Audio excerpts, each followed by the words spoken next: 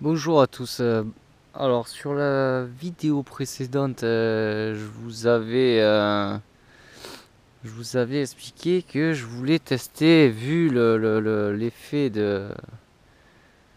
du mélange terre tamisée et l'huile de lin, terre argileuse, huile de lin, comment j'avais été assez surpris du résultat au niveau des jointures de terrasse comme ça là.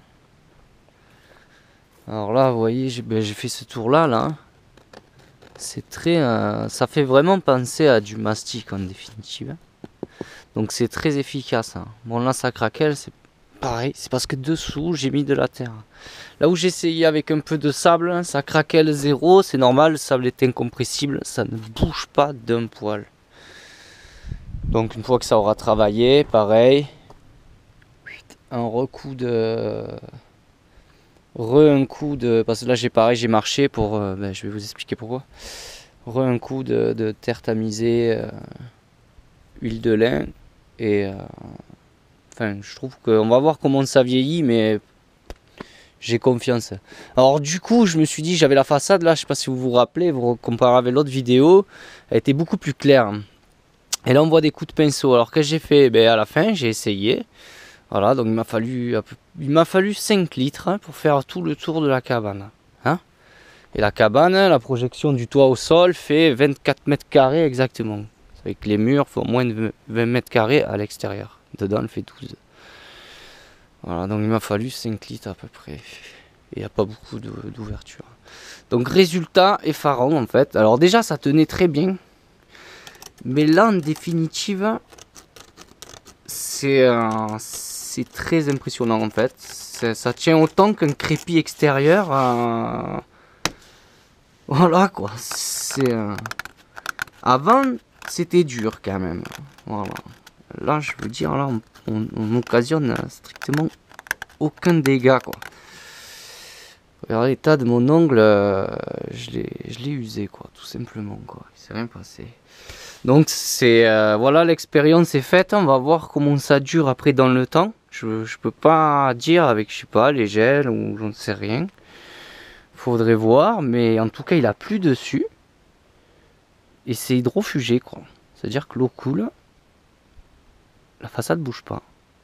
Et elle est vraiment très dure quoi. Alors, ce que je fais juste, c'est que j'enlève des petits grains de sable en fait, de surface rapide. Voilà quoi, je peux pas vous dire mieux en fait. Regardez mon ongle, je l'ai abrasé quoi. Donc voilà, donc je sais pas si des gens connaissent ça. Donc enduit extérieur, testé à l'enduire à l'huile de lait. Ça fait pas très joli, il y a des traces de pinceau, mais je pense que ça peut se rattraper parce que j'ai fait ça vraiment. C'était un test. Voilà, et donc je trouve ça merveilleux quoi. Pour l'instant, je suis hyper enthousiaste, hein, et je pense que c'est une solution pour avoir un enduit hyper solide, hein, hydrofugé, ça respire encore, je pense. Hein. Voilà, quoi, que dire de plus. Voilà, le toit végétal, on voit il y a des petites fleurs de crocs de sorcière. Hein. Crocs de sorcière comestibles d'ailleurs, hein, cette plante là, délicieux quoi. Ça, on dirait une pastèque à prendre. Voilà, donc voilà pour la cabane, l'expérience que je voulais qu'on avait dit qu'on ferait.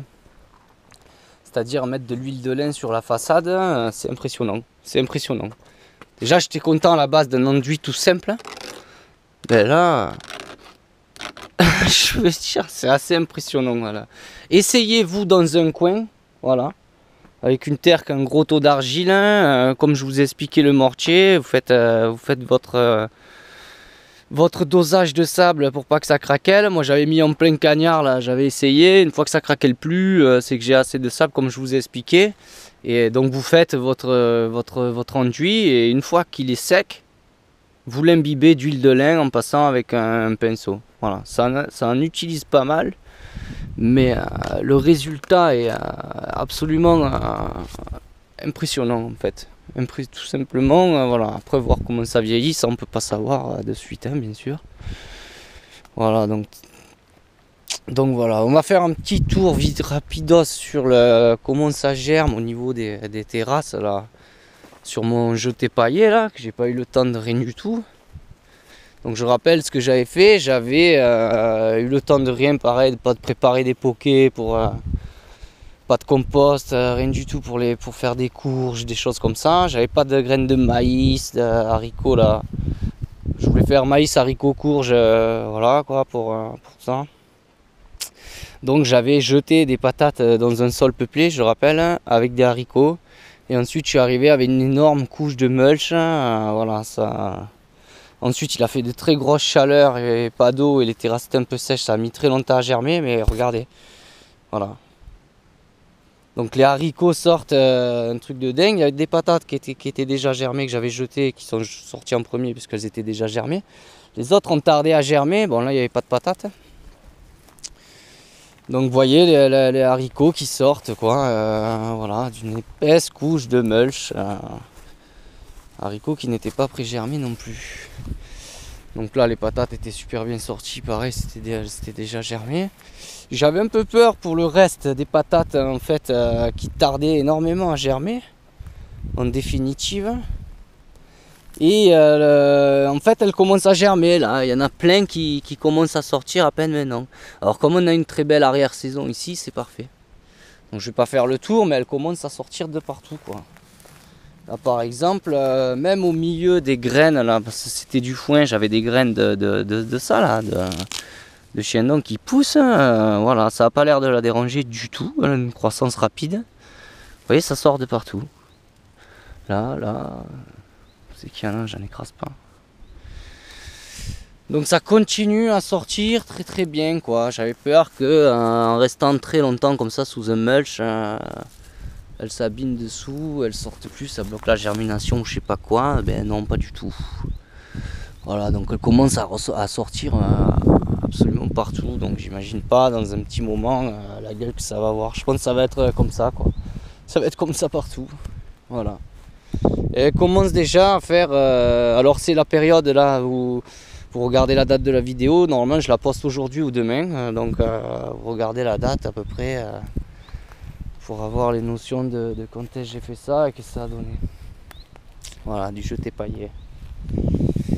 Là aussi, les haricots commencent à sortir.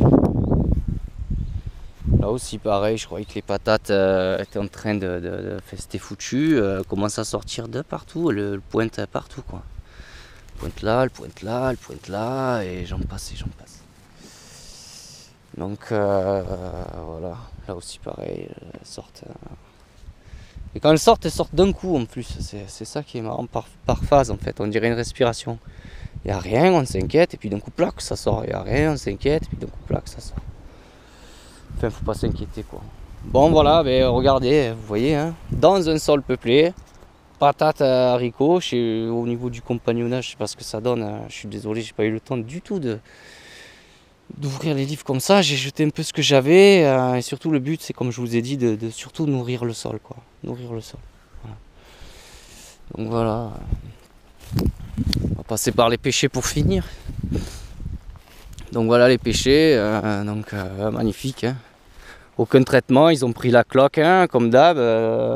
Tout le monde m'a dit faut traiter, faut traiter. Moi je laisse comme ça. Si l'arbre il meurt, c'est qu'il a rien foutu ici. Donc j'ai traité zéro, rien du tout. Simple. Quand il a commencé à faire chaud, machin, bah, c'est la cloque, il me semble que ça se développe bien quand il fait froid et humide en fait. Comme nous ça vient assez tard ici, il était tout rouge, tout cloqué. Et en définitive, dès que la période est arrivée correcte, il a tout perdu, toutes ses feuilles rouges, et il s'est repeuplé comme ça, quoi, tout seul. J'ai rien traité du tout, quoi. Même pas des coquilles d'œufs ou je sais pas quoi.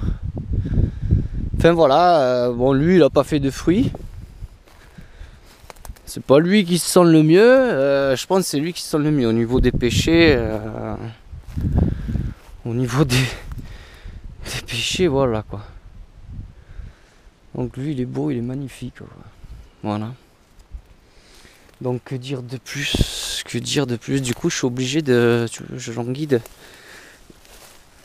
de lui tailler les branches charpentières parce que je suis obligé de passer à côté.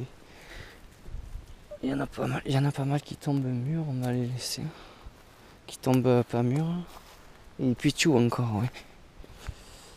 Ça va en faire des noyaux à jeter de variétés fumantes. Alors je vous dirai peut-être les variétés dans une autre vidéo. Je sais pas si vous avez vu les. Voilà, là aussi pareil, ça sort les haricots du mulch. Voilà, on va voir, on verra la récolte. Hein. On verra la récolte si ça fait pas. En tout cas, ça sort, ça germe, ça sort. Puis ça a une grosse couche. Hein. Comme je vous ai dit, il y a plus de 20. Tassé. Hein. C'est-à-dire, je marchais dessus. Voilà. Et la terre dessous, parfaite. Hein. Malgré qu'elle soit très argileuse, il y a plein de systèmes racinaires. Elles sentent très bon. Voilà, quoi, ça n'a rien à voir avec. Voilà. Bon, mais voilà, les amis, que dire de plus surtout pour. C'était surtout pour l'histoire des. de ce crépi terre à l'extérieur, quoi. Si on n'a pas de chaux. Parce que c'est vrai que la chaux, il faut énormément d'énergie pour fabriquer de la chaux au final. Hein, puisqu'on fait brûler de la pierre pendant énormément de temps. Là, on prend la terre directe. Bon, l'huile de lin, c'est pareil, ça vaut cher quand même dans le commerce. Hein. Moi, j'ai payé 24 € les 5 litres. Mais j'ai fait toute la cabane, mais ça vaut le coup. Hein. Franchement, je pense que ça vaut le coup. On verra en vieillissant. Voilà. Mais je vous ai montré le résultat. Voilà. Après, je la trouvais plus jolie en clair. Voilà, on voit des coups de pinceau, machin. Mais bon, ça c'est pas grave. Tant que déjà, il y a quelque chose de. Voilà, moi, cette trouvaille-là, je la trouve fabuleuse. Quoi. Je suis épaté, tout simplement épaté par la dureté le coup de. J'ai pas un peu d'eau là, que je jette de l'eau dessus, je sais pas. Je veux pas perdre trop de temps. Bon, on va peut-être enchaîner sur la prochaine étape. Et ben là, pareil, hein, enduit intérieur. Le poêle roquette va être habillé. Je sais pas si on y voit parce que. Ouais, non, ça va être dur à voir le pot. On voit rien parce que c'est rempli d'outils. C'est le finge, c'est le fou. Bon, voilà. Bon, mais pas plus. Je vais pas jeter de l'eau. Il faut que je chope là. Voilà, ben les amis, écoutez, je vous fais un gros bisou. Je vous dis, essayez ça. Je sais pas comment ça vieillit, mais au premier résultat, c'est tout simplement magnifique. Voilà, c'est magnifique. Je m'attendais pas à quelque chose d'aussi solide à la fin. Voilà, je vous fais des gros bisous et je vous dis à bientôt.